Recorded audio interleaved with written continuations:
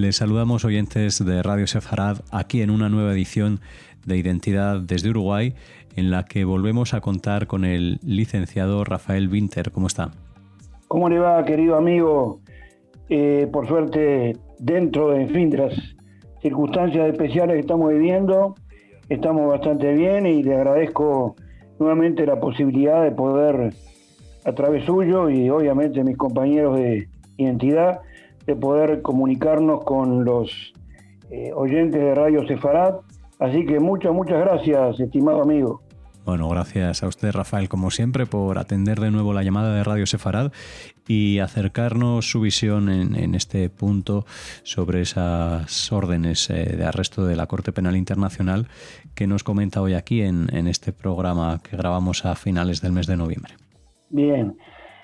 Mire, cuando nos enteramos, o cuando me enteré en lo personal de la orden de arresto a Netanyahu y al exministro Gallant, orden de arresto por parte de la Corte Penal Internacional, lo primero que me vino a la mente es cómo, de alguna forma, la historia se repite, por ejemplo, con estas falsas acusaciones.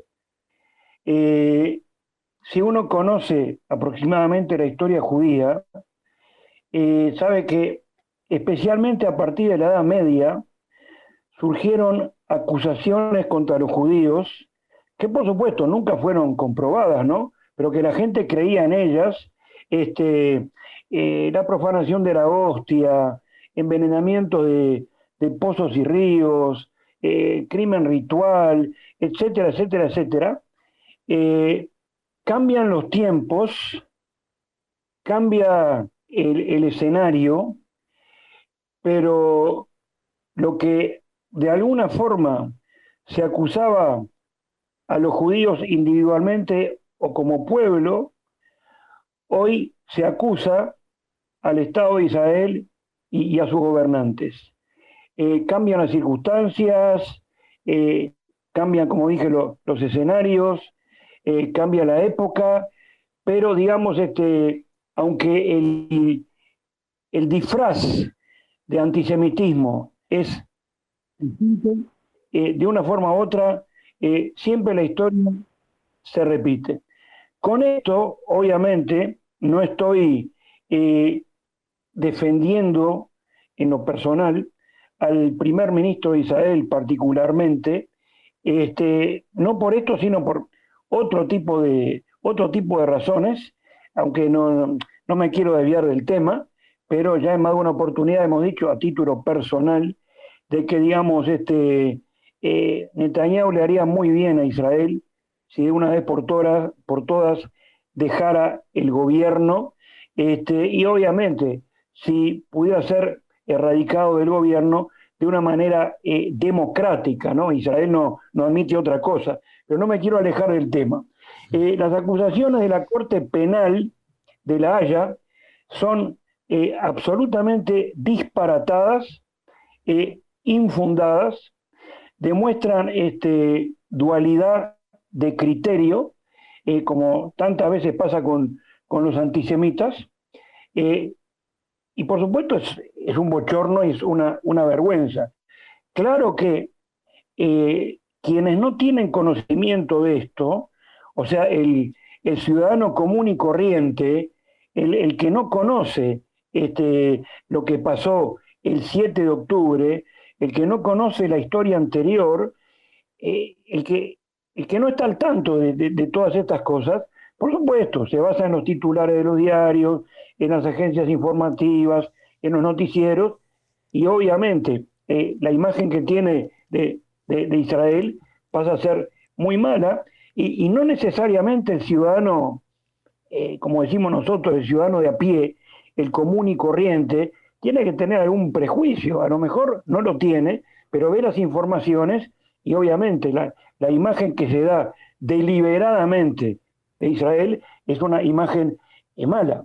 Se acusa a Israel, y obviamente a través de Netanyahu y Gallant, pero que quede claro cuando lo que se pide es el arresto de Netanyahu y Gallant, la Corte Penal Internacional no la está emprendiendo solamente, entre comillas, contra Netanyahu y Gallant. La difamación es contra el Estado de Israel, a través, obviamente, de sus representantes. Pero la difamación es contra el Estado de Israel.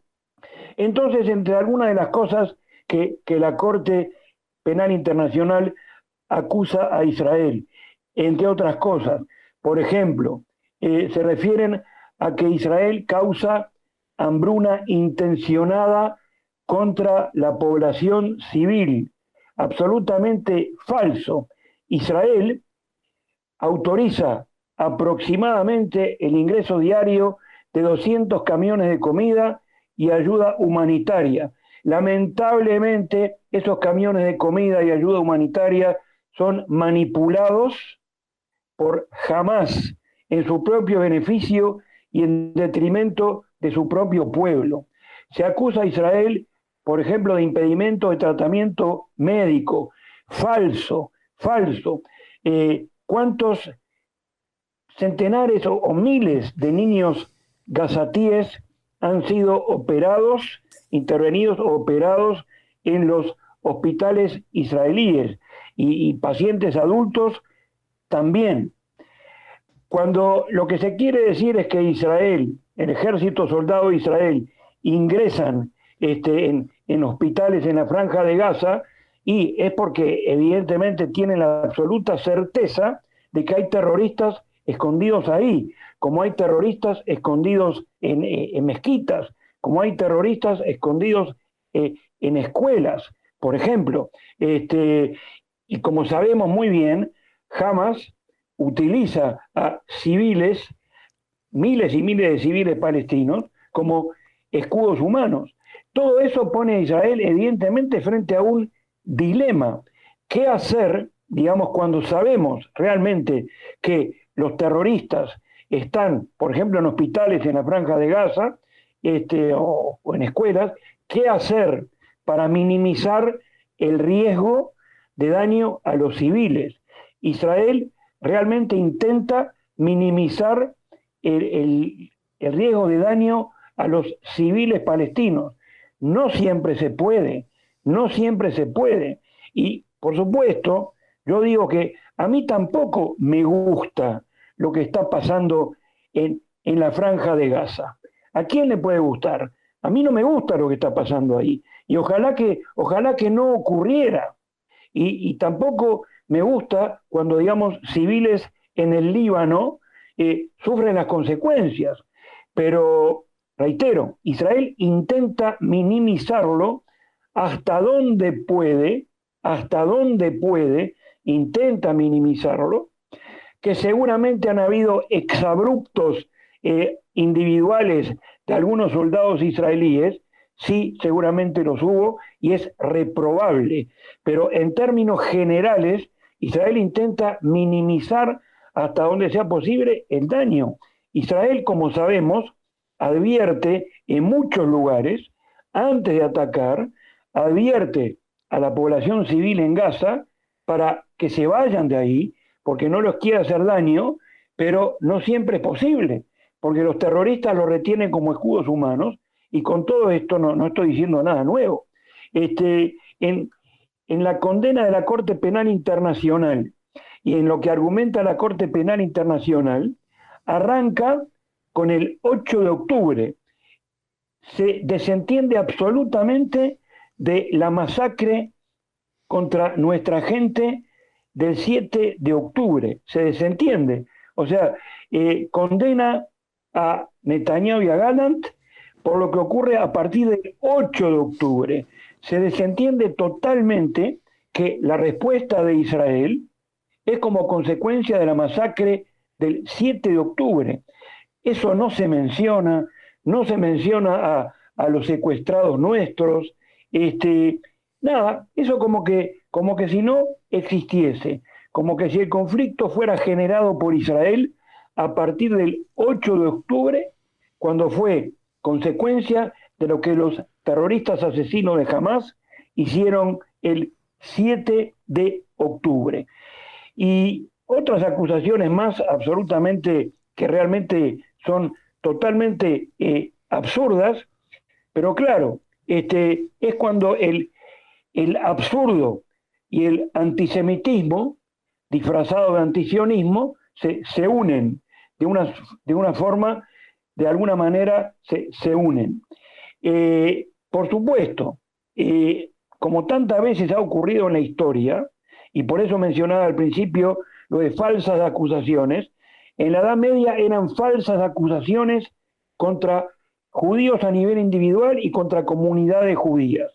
Y por más que no tenían ni pie ni cabeza, y por más que haya habido infinidad de argumentos racionales para rebatir esas falsas acusaciones, y mucha gente seguía creyendo en eso. Y no por haber tenido nosotros razón, nos dejaban de atacar y hasta de masacrar. Y hoy es exactamente lo mismo, falsas acusaciones contra el Estado de Israel a través de sus gobernantes principales. Y por más argumentos que tengamos, y los tenemos para defender nuestra causa, digamos, es muy difícil convencer al ciudadano de a pie realmente de la justicia de la causa de Israel. Por otro lado, vuelvo a decir, como dije en un principio, seguramente en esta guerra, que ojalá termine lo antes posible, pero la vislumbro lejos, aparentemente se viene un acuerdo con el Líbano, es decir, el acuerdo, si bien se dice entre Israel y Líbano, evidentemente es o sea, atrás del Líbano está Hezbollah. Líbano no tiene poder de decisión prácticamente.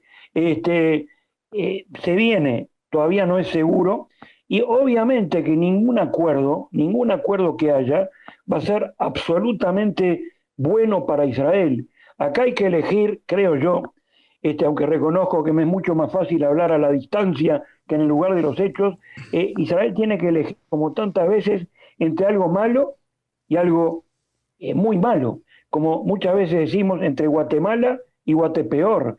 Y el dilema siempre va a ser difícil, y en algún momento llegará alguna especie de acuerdo con Hamás, donde también, aunque para ahí falta mucho, tengamos que elegir entre lo malo y lo peor. Israel ha cometido errores, sin ninguna duda, en una guerra que lleva ya más de 400 días. Por supuesto que se comete errores, pero nuevamente la diferencia clara, Israel, y lo digo y lo vuelvo a repetir, Israel responde a una agresión terrible. Israel intenta minimizar el daño a los civiles. En cambio, todo lo contrario, cuando los terroristas nos han atacado y nos siguen haciendo daño. O sea, en los últimos días cayeron no sé cuántos misiles lanzados por Hezbollah en el norte y en el centro de Israel. Y ahí, menos mal que tenemos la cúpula de hierro. Obviamente los terroristas le da lo mismo civiles que soldados, que no reparan en, digamos, si se trata de civiles, mujeres, niños o lo que sea. Agrego también, en los minutos que me quedan, esta condena de la Corte Penal Internacional que obliga a Netanyahu y a Gallant, que algunos países la han aprobado y otros países la han desaprobado. Valoro muchísimo a los países que la han desaprobado, como por ejemplo, bueno, era obvio Estados Unidos, Alemania, Argentina, Paraguay y algún otro que se me escapa, que desaprobaron y rechazaron la sentencia de la Corte Penal Internacional. Quizás si Israel hubiera nombrado una comisión investigadora interna, pero no con el mismo objetivo que obviamente la Corte Penal Internacional, cuya sentencia no tiene ningún valor moral, pero si Israel hubiera nombrado una comisión interna, como fue, por ejemplo, luego de la guerra de Yom Kippur.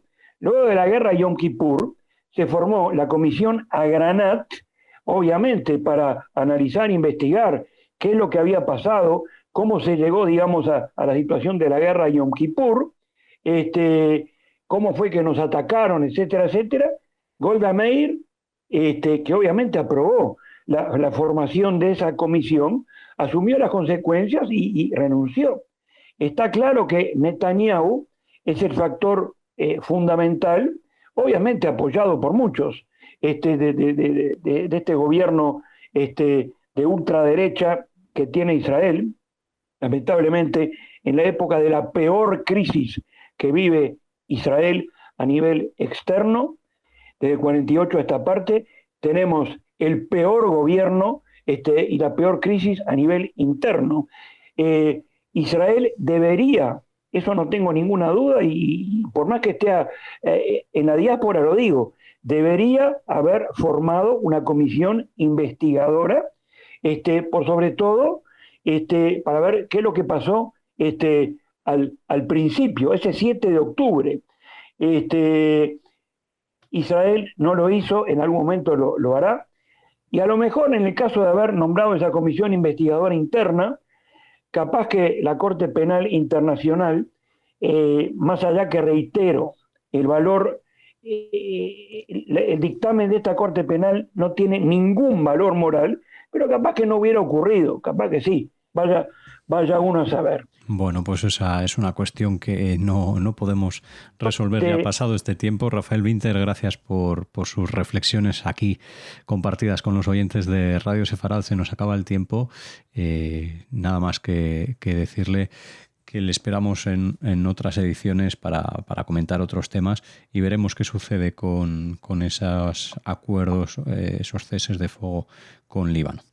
Ojalá que se dé de la mejor forma, obviamente, para Israel, pero que se dé también de la mejor forma para toda la gente civil de toda la región, para toda la gente de buena voluntad, porque estoy seguro que también en la Franja de Gaza, en los territorios y en el Líbano, estoy seguro que hay gente que quiere convivir y vivir en paz con Israel. Que sea lo mejor para todos, querido amigo.